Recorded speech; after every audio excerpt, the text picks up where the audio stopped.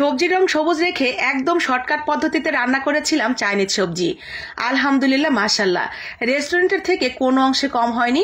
আমার বাচ্চারা খুব সুন্দরভাবে চেটেপুটে খেয়ে নিয়েছে। এত কষ্ট করে রান্না করেছি, ওদের খাওয়া দেখে কষ্টও নেই। চলুন দেখি কিভাবে রান্না করেছিলাম এতটা মজার এবং শর্টকাটে এই চাইনিজ সবজিটা একদম সবুজ রেখে। সমস্ত টিপস অ্যান্ড ট্রিক্সগুলো আমি আপনাদের সাথে রান্না করতে করতে শেয়ার করব। প্রথমে চিকেনটা আমরা সিদ্ধ করে নিয়েছি এবং যেই সিদ্ধ করা পানিটা, সেই চিকেন স্টকটা দিয়েই কিন্তু আমরা সবজিটা রান্না করব। আর চিকেনটা যখন ঠান্ডা হয়ে যাবে হাত দিয়ে ছিঁড়ে ছিঁড়ে নিব। আর এদিকে আমি সবজি হিসেবে ব্যবহার করেছি আজকে এখানে একটা জালি কুমড়া নিয়েছি। জালি কুমড়া থেকে খুবই অল্প পরিমাণে একটু সবজি আমি নিয়ে নিচ্ছি। এখানে খেয়াল করেছেন কি, আমি কিন্তু চাল কুমড়ার উপরের খোসাটা একেবারে ফেলে দিইনি, হালকা করে ছুরি দিয়ে একটু আঁচড় দিয়ে নিয়েছি। সবুজ সবুজ আবরণটা রয়েই গেছে। আর এই সবুজ আবরণটা থাকার ফলে সবজিটা রান্না করার পরেও কিন্তু অনেকটা কালারফুল দেখাবে। তো আমরা ঠিক এইভাবে মাঝখানের বুকার অংশটা ফেলে দিয়ে পাতলা পাতলা করে কেটে নিয়েছি। তো আমার যতটুকু প্রয়োজন সে অনুসারে নিয়ে নিয়েছি। আর এখন আমরা নিব একটু পেঁপে। তো সামান্য একটু পেঁপে নিয়ে নিয়েছি। পেঁপের ক্ষেত্রে কিন্তু উপরের খোসাটা অনেক বেশি করে ফেলে দিতে হবে, সাদা অংশটা সহই একটু বেশি করে আমরা ফেলে দিব, নয়তো তিতা লাগবে খেতে।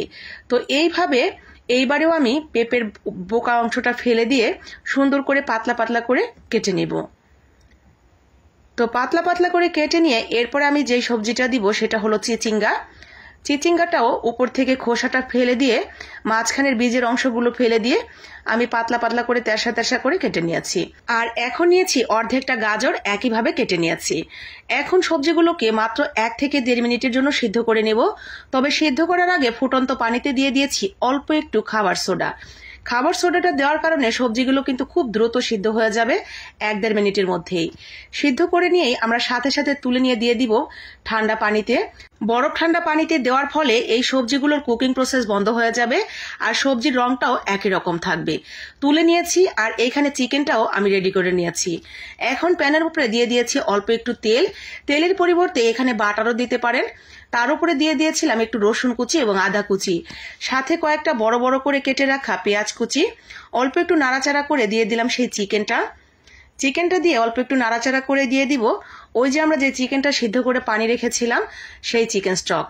তো সেই পানিটা দিয়ে দেওয়ার পরে আমরা এখন দিয়ে দিলাম অল্প একটু কালো গোলমরিচের গুঁড়া, সাদাটাও দেওয়া যেতে পারে, কয়েকটা মরিচ মাঝখান থেকে ফালি করা, আর দিয়ে দিয়েছি একটু লাইট সয়া সস। এখন আমরা অল্প একটু রান্না করে নিয়েই দিয়ে দিলাম সেই সবজিটা দিয়ে আমরা কিন্তু মোটামুটি একটু রান্না করে নেব, কারণ ওই সময় সবজিটা আমাদের যতটুকু সিদ্ধ হয়েছিল বাকিটা এইখানে সিদ্ধ হবে। যখন দেখবেন সবজিটা সিদ্ধ হয়ে গেছে এই পর্যায়ে অ্যাড করে দিব অল্প একটু চিনি। আর হ্যাঁ, লবণটা কিন্তু অবশ্যই চেখে দেখে নেবেন হয়েছে কিনা। চিনিটা অ্যাড করার পরে আমরা দেখে নিব সমস্ত লবণ চিনির পরিমাণ ঠিক আছে কিনা।